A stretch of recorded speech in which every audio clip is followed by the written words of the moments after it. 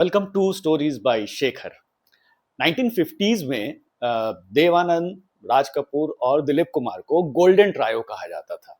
तीनों सबसे बड़े स्टार थे उस वक्त और तीनों प्रोफेशनल राइवल्स भी थे। कई बार ऐसी कोशिश थी और ऑडियंस भी चाहती थी कि कोई एक ऐसी फिल्म बने जिसमें कि राज कपूर, देव आनंद और दिलीप कुमार एक साथ एक फिल्म में नजर आए। बट ऐसा डिमांड करना, समझ लीजिए कि आज के डेट में शाहरुख खान, सलमान खान और आमिर खान एक साथ किसी फिल्म में नजर आ जाए, वैसे ही ख्वाहिश पालने जैसा होता था। हालांकि सबने अलग अलग एक दूसरे के साथ काम किया था। देवानंद ने दिलीप कुमार के साथ इंसानियत में काम किया था और दिलीप कुमार ने राज कपूर के साथ अंदाज में काम किया था। लेकिन राज कपूर और देवानंद ने कभी साथ नहीं काम किया और तीनों के अलग अलग प्रॉब्लम्स थे। तो इन तीनों को एक साथ लेकर के आना किसी भी डायरेक्टर के लिए बहुत ही बड़ा चैलेंज हो सकता था। बट एक मौका ऐसा आया था जब ये तीनों एक साथ एक फिल्म करने वाले थे। बट अनफॉर्चुनेटली वो फिल्म बन नहीं पाई, हालांकि उसकी कहानी भी लिखी गई थी। बट क्या हुआ, क्यों नहीं फिल्म बनी, उसकी कहानी आज मैं थोड़ी आपको सुनाता हूँ। हुआ क्या था कि 1970s की बात है। विजय आनंद उस वक्त बहुत ही एक राइजिंग डायरेक्टर बन रहे थे। गाइड हिट हो गई थी, तीसरी मंजिल का काफी अच्छा रिस्पांस था, जॉनी मेरा नाम बहुत बड़ी हिट हो गई थी। तो कई सारे एक्टर्स जो थे वो विजय आनंद के साथ काम करना चाहते थे। एक बार की बात है, कल्याण जी आनंद जी की म्यूजिक रिकॉर्डिंग चल रही थी और वहां पे दिलीप कुमार भी थे और उसी जगह पे विजय आनंद भी आए हुए थे अपनी किसी फिल्म की म्यूजिक रिकॉर्डिंग के लिए। तो तो दिलीप कुमार ने उस वक्त गाइड देखी थी और कल्याण जी को उन्होंने कहा कि इस लड़के को जो जानते हो, ये जो है ना, ये बहुत छुपा रुस्तम है और तुम्हें पता नहीं है कि आगे जाके ये क्या क्या कर सकता है। और विजय आनंद ने बोला, अरे यूसुफ भाई कैसी बातें कर रहे हैं। फिर दिलीप कुमार ने क्या किया, विजय आनंद को कॉलर से पकड़ा, उसे जमीन पे पटक दिया और उनके सीने पे बैठ गए मजाक में और बोलने लगे कि अब तुम ये बताओ कि तुम मेरे साथ फिल्म कब बनाओगे। तो विजय आनंद बोले कि अरे मैं बना दूंगा लेकिन आपका वजन बहुत भारी है, प्लीज मेरे ऊपर से वो उठिए, हटिए। तो हट गए, लेकिन दिलीप कुमार ने बोला कि नहीं, तुम्हें प्रॉमिस करना पड़ेगा कि तुम मेरे साथ एक फिल्म बनाओगे। तो विजय आनंद ने कहा कि बिल्कुल मैं बनाऊंगा, कहानी मैं सोचता हूँ आपके लिए। फिर ये बात आई गई होगी, काफी दिन हो गए।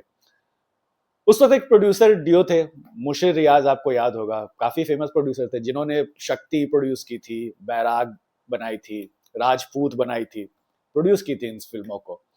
तो मुशीर रियाज उस वक्त सफर मूवी को उन्होंने प्रोड्यूस किया था और वो भी कोई बड़ी बजट की फिल्म बनाना चाह रहे थे और उन्होंने एक फिल्म प्रोड्यूस किया था बैराग, जिसमें दिलीप कुमार के अलग अलग रोल्स थे। तो मुशीर रियाज ने विजयानंद से कहा कि क्यों ना, चूंकि दिलीप कुमार भी आपके साथ काम करना चाहते हैं, तो हम दिलीप कुमार को लेकर के एक बड़ी बजट फिल्म बनाए, बिग बजट की। और विजय आनंद के दिमाग में ये था कि यार मेरा भाई देवानंद जो है वो अच्छा एक्टर है, दिलीप कुमार भी मेरे साथ काम करना चाहते हैं, तो अगर मैं कोई ऐसी फिल्म बनाऊं जिसमें कि देव, राज और दिलीप एक साथ आ जाए तो कमाल की बात हो जाएगी। मुशीर रियाज को ये आइडिया पसंद आया। तो उन्होंने कहा कि आप बात कीजिए तीनों से।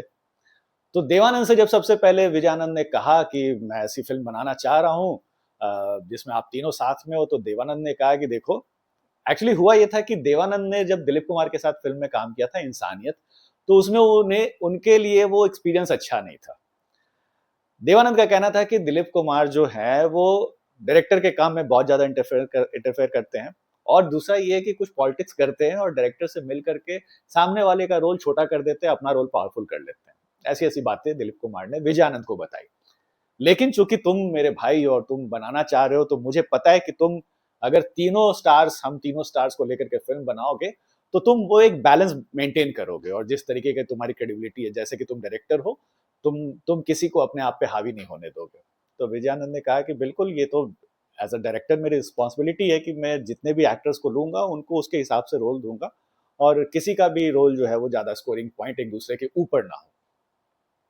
ठीक है। फिर ये बात विजयानंद ने दिलीप कुमार को बताई कि मैं एक फिल्म बनाना चाह रहा हूँ जिसमें आप तीनों रहेंगे।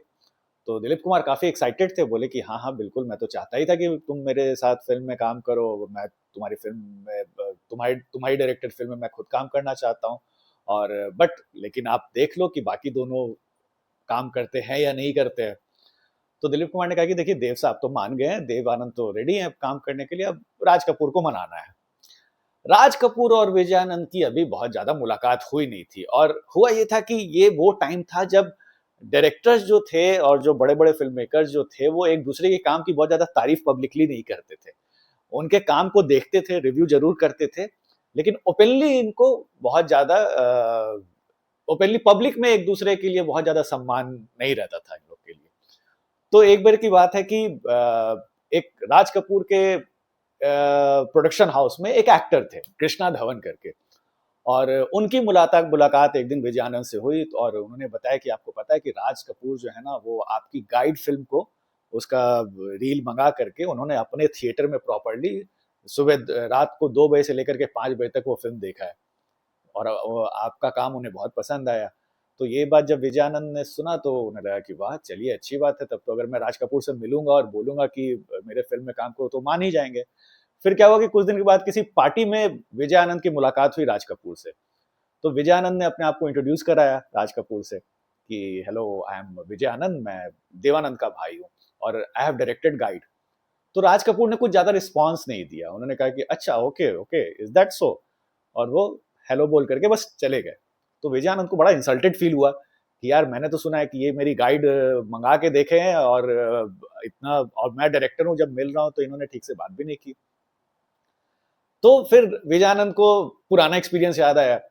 एक वी शांताराम डायरेक्टर थे, वो भी वैसे ही उन्होंने विजय आनंद के साथ किया था कि उन्हें ही पता चला कि वी शांताराम को गाइड बहुत पसंद है, उन्होंने शायद पब्लिकली तारीफ भी की थी फिल्म की, लेकिन जब पहली बार जब विजय आनंद से मिले तो उन्होंने बड़ा कोल्ड सा रिस्पॉन्स दिया और चले गए। तो फिर विजय आनंद को लग गया कि ये जितने भी बड़े बड़े स्टार्स जो है ना ये इसी तरीके से नए डायरेक्टर्स को शायद ट्रीट करते हो।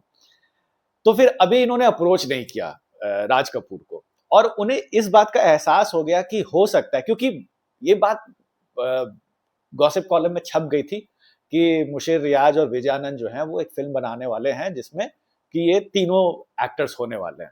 तो ये बात जरूर राज कपूर को ही पता होगी, लेकिन अभी अप्रोच नहीं किया गया है। तो विजय आनंद को ये लगा कि कहीं ऐसा तो नहीं है कि ये तीनों जो हैं देवानंद नहीं, दिलीप कुमार और राज कपूर को कहीं ये ना लगे कि चूंकि मैं देवानंद का भाई हूं और मैं अगर कहानी लिखूंगा डायरेक्ट करूंगा तो मैं देवानंद के रोल को ज्यादा पावरफुल रखूंगा। तो हो सकता है कि ये एप्रीहेंशन इन दोनों स्टार्स को हो। तो फिर विजय आनंद और मुशीर रियाज ने एक फैसला लिया। उन्होंने कहा कि कहानी मैं नहीं लिखता हूं, कहानी के लिए मैं राइटर अरेंज करता हूं और उससे कहानी लिखवाता हूं, क्योंकि मैं अगर अपना इनपुट दूंगा तो फिर इन लोगों को लगेगा कि ये अपने भाई की तरफ बाइस्ड है। तो ये मैं मिड 70s की बात बता रहा हूँ। उस समय शोले रिलीज हो गई थी और सलीम जावेद की पिछली जो फिल्में थी जंजीर और मजबूर और अंदाज वगैरह, तो सलीम जावेद जो थे वो काफी उस वक्त पॉपुलर थे। तो विजय आनंद ने सलीम जावेद को पकड़ा कि आप एक कहानी लिखिए और उसमें तीनों स्टार्स हैं, राज कपूर, देवानंद और दिलीप कुमार, और ऐसी कहानी लिखिए कि तीनों का रोल जो हो वो बराबरी का हो, कोई किसी को ओवरशैडो ना कर पाए। तो सलीम जावेद काम पे लग गए। तो रोमियो जूलियट की कहानी से इंस्पायर्ड होकर के उन्होंने एक कहानी लिखी। अब चूंकि ये फिल्म रिलीज नहीं है तो मैं आपको आज कहानी भी बता देता हूं। उसकी कहानी क्या थी? कहानी ये थी कि एक शहर है और उस शहर में एक रेलवे लाइन जो है, रेलवे लाइन के बीच में एक बस्ती इधर है और एक बस्ती इधर है, और दोनों बस्ती में एक एक गुंडा रहता है। एक साइड जो रहता है गुंडा वो थोड़ा सा मॉडर्न टाइप का है, अच्छे कपड़े पहनता है, अर्बन है और शहरी गुंडा है। और इस तरफ जो पटरी के दूसरे तरफ जो लोकल दादा रहते हैं वो थोड़ा देहाती किस्म का है, वो गांव देहात के कपड़े पहनता है, धोती कुर्ता पहनता है। और इन दोनों के बीच में एक अनरिटन अनसेड रूल है कि तुम मेरी बस्ती में आके कुछ भी गलत नहीं करोगे और मैं तुम्हारी बस्ती में जाके कुछ भी गलत नहीं करूंगा। और दोनों अपने अपने बस्तियों के दादा हैं और रंगदारी वसूल करते हैं, गुंडागर्दी करते हैं, जो भी है। लेकिन क्या है, तो इसमें क्या हुआ था कि ये जो मॉडर्न टाइप दिखने वाला जो गुंडा है, ये रोल देवानंद को ऑफर किया गया था क्योंकि उनकी जिस तरीके की पर्सनैलिटी थी। अब चूंकि ये मिड 70s की बात है, दिलीप कुमार थोड़े से वेट उन्होंने थोड़ा पुट ऑन कर लिया था, तो जो देहाती किस्म का जो रोल था वो दिलीप कुमार को दिया गया। उसकी एक और वजह थी, क्योंकि गंगा जमुना फिल्म में दिलीप कुमार ने वो गांव के बंदे का बहुत अच्छा रोल किया था, तो विजय आनंद ने सोचा कि ये रोल जो है वो दिलीप कुमार ही को सूट करेगा। तो एक तरफ ये देवानंद गुंडा है, एक तरफ दिलीप कुमार जो है वो दूसरी बस्ती के दादा है। दिलीप कुमार की एक बहन है और देवानंद को दिलीप कुमार की बहन से प्यार हो जाता है, और इन्हें ये पता नहीं है कि ये जो लड़की है जिससे मैं प्यार करता हूं वो दिलीप कुमार की बहन है।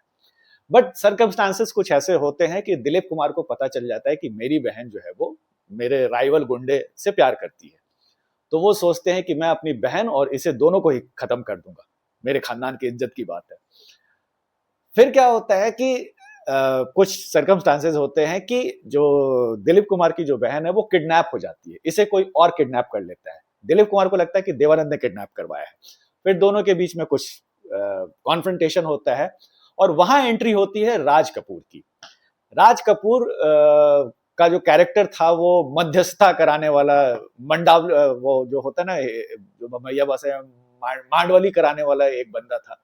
लेकिन वो बहुत ही शरीफ किस्म का इंसान है, और उसका जो कैरेक्टर है वो अकबर बीरबल में जो बीरबल का जो कैरेक्टर था उससे थोड़ा बहुत इंस्पायर्ड था, कि बहुत समझदार है, बहुत कनिंग है, बहुत चालाक है। और फिर राज कपूर का जो कैरेक्टर है वो दिलीप कुमार और देवानंद को बैठा करके समझाता है कि ये जो किडनैपिंग हुई है दिलीप कुमार की बहन की, वो किसी तीसरे बंदे ने किया है, जो कि बहुत ही बड़ा करप्ट आदमी है या विलन है, जो भी है। और क्योंकि तुम दोनों अलग अलग उससे नहीं लड़ सकते, तो तुम दोनों को एक साथ होकर के उसका सामना करना होगा। और फिर वही होता है कि दिलीप कुमार और देवानंद अपने अपने लोगों को लेकर के फिर उस तीसरे विलेन से लड़ते हैं, और फिर उस लड़की को बचाते हैं, दिलीप कुमार की बहन को, और फिर एंड में देवानंद और दिलीप कुमार की बहन की शादी हो जाती है। तो ये कहानी थी, ये रोमियो जूलियट से इंस्पायर्ड थी। तो ये कहानी सलीम जावेद ने लिख दी। अब लिखने के बाद ये कहानी देवानंद को तो पसंद आई, लेकिन जब दिलीप कुमार के पास गए विजय आनंद, तो दिलीप कुमार ने कहानी को रिजेक्ट कर दिया। और सुनी, उन्होंने पूरी कहानी सुनी लेकिन फिर रिएक्ट नहीं किया। और फिर दिलीप कुमार ने बोला कि मैं तुम्हें एक कहानी सुनाता हूं, तुम उस पर पिक्चर बनाओ। अब सोचिए, सलीम जावेद ने कहानी लिख दी है, और पहले आपने बोला था कि तुम्हारे डायरेक्शन और स्टोरी राइटिंग पे मुझे बहुत भरोसा है क्योंकि तुमने गाइड वगैरह लिखा और बनाया, तीसरी मंजिल बनाई, और अब अचानक से आप कह रहे हो कि मैं तुम्हें स्टोरी बताता हूँ, उस पर कहानी बनाते हैं। तो ये बात विजय आनंद को अच्छी नहीं लगी। और फिर दिलीप कुमार ने स्टोरी भी सुनाई, और जो स्टोरी सुनाई उसमें जो सारा फोकस था वो सारा दिलीप कुमार ने अपने कैरेक्टर पे ही रखा था, और देवानंद और राज कपूर के कैरेक्टर पे ज्यादा फिर फोकस नहीं किया था। तो विजय आनंद ने सुना और उसके बाद उन्हें लग गया कि अभी तो हमने राज कपूर को अप्रोच भी नहीं किया है, और यहीं पे दिलीप कुमार अभी से ही ये सारे गेम्स खेलने लगे। तो उन्होंने मुंशी रियाज को कहा कि देखिए, एक तो ऐसे इंडस्ट्री में बहुत सारी बातें हैं दिलीप कुमार के बारे में, अभी फिल्म बननी स्टार्ट भी नहीं हुई है। देवानंद ने पहले ही बोला था कि दिलीप कुमार बहुत इंटरफेयर करते हैं, जब इंसानियत बन रही थी तो उन्होंने बहुत उनके साथ पॉलिटिक्स किया, जो भी है। और इसलिए मुझे ऐसा लगता है कि ये फिल्म जो है, कहानी लिख तो गई है लेकिन ये फिल्म बन नहीं पाएगी। और क्योंकि जिस तरीके का दिलीप कुमार का रवैया है, तो हमें लगता है कि इस फिल्म को हमें ड्रॉप कर देना चाहिए। और फिर इन दोनों की रजामंदी से फिर उस फिल्म को ड्रॉप कर दिया गया। ये बात अभी राज कपूर तक पहुंची भी नहीं थी, लेकिन फिर कुछ कुछ ऐसे इंसिडेंट्स हुए थे, क्योंकि विजय आनंद को और भी चीजें याद आ रही थी। विजय आनंद को एक और इंसिडेंट याद आया, उन्होंने मुंशी रियाज को बताया कि एक डायरेक्टर थे AR करदार करके, और वो एक दिलीप कुमार को लेकर के एक फिल्म बना रहे थे, और उस वक्त मेरी उनसे मुलाकात हुई थी। तो करदार साहब जो थे वो शूटिंग का जो सेट था जहाँ पे फिल्म बन रही थी, उस सेट से बाहर जाके वो बैठे हुए थे। तो विजयानंद ने उनसे पूछा कि आपके फिल्म का शूटिंग चल रही है, आप यहाँ बैठे हुए हो। तो करदार साहब ने कहा कि जब दिलीप कुमार रहते हैं तो फिर मेरे रहने और ना रहने से कोई फर्क ही नहीं पड़ता, वो सारा काम खुद ही करते हैं, तो इसीलिए मैं इधर बैठ गया हूँ, उन्हीं को करने दो। तो ये बात विजयानंद को बाद में याद आई, और फिर उन्होंने मुंशी रियाज को बताया कि देखिए, हमने सोचा तो था, हमारा एम्बिशन बहुत बड़ा था, लेकिन ये प्रोजेक्ट जो है वो बन नहीं पाएगी, तो इसीलिए हमें इसको ड्रॉप कर देना चाहिए। और फिर इस तरह से इस फिल्म को ड्रॉप कर दिया गया। तो ये जो फिल्म थी काफी अच्छी बन सकती थी, स्टोरी भी इन्होंने ठीक ठाक लिखी थी, और जिस तरीके का सारा कैरेक्टराइजेशन जो किया था दिलीप देवानंद के पर्सनालिटी के हिसाब से उनके लिए रोल लिखा गया था। सलीम जावेद ने बड़ी अच्छी कहानी लिखी थी, और चूंकि विजयानंद उस वक्त बड़े अच्छे डायरेक्टर माने जाते थे, तो ये कहा जाता है कि अगर वो फिल्म बनती तो वो फिल्म बहुत अच्छी बनती, लेकिन अनफॉर्चुनेटली वो फिल्म बन नहीं पाई। तो ये जो एक मौका था जहां पे ये तीनों स्टार एक साथ आने वाले थे, वो भी खत्म हो गया। तो ये मल्टी स्टारर तो विजय आनंद की नहीं बनी, लेकिन फिर मुशीर रियाज के साथ ही उन्होंने एक दूसरी मल्टी स्टारर बनाई, जिसमें बहुत सारे एक्टर्स थे, और वो फिल्म थी राजपूत, जिसमें फिर मुशीर रियाज और विजय आनंद ने उसमें विनोद खन्ना को लिया, राजेश खन्ना को लिया, धर्मेंद्र को लिया, हेमा मालिनी, बहुत सारे एक्टर्स लेकर के। और वो फिल्म कमर्शियली हिट हो गई थी, लेकिन उसका भी जितना क्रेज था, जो एक्सपेक्टेशन था, उस पे वो फिल्म खड़ी नहीं उतरी थी। और अगर आप देखो तो मतलब जॉनी मेरा नाम के बाद विजय आनंद का जो जितनी भी डायरेक्टेड फिल्में हैं, वो बहुत ज्यादा सक्सेसफुल नहीं हुई। जिस तरीके का जॉनी मेरा नाम या तीसरी मंजिल हुई थी, उसके बाद फिर जितनी फिल्में बनाई विजय आनंद की, फिर आगे 80s में जा जा करके तो उनकी कोई भी फिल्में नहीं चल रही थी। लेकिन एक रिस्क उन्होंने लिया था, गैम्बल खेलने की कोशिश की थी कि तीनों कपूर, देव और दिलीप को एक साथ एक फिल्म में लाया, लेकिन वो अनफॉर्चुनेटली हो नहीं पाया। तो ये थी कहानी उस फिल्म की, जो कि कभी बन नहीं पाई। अब आते हैं क्विज पे। पिछले वीडियो में जो मैंने डायलॉग बोला था, वो कुर्बानी का ही था कि ये जो यू यू करते हो ना, एक दिन हमेशा के लिए यूं कर दूंगा। तो वो अमजद खान का डायलॉग है, कुर्बानी मूवी का है। अब आते हैं आज के क्विज पे, और आज मैं आपको एक फोटो दिखाता हूँ, और वो फोटो देखिए और बताइए कि ये किस फिल्म का है। तो ये वो सीन है। तो अब बताइए कि ये किस मूवी का सीन है। मिलते हैं नेक्स्ट एपिसोड में। Thanks for watching.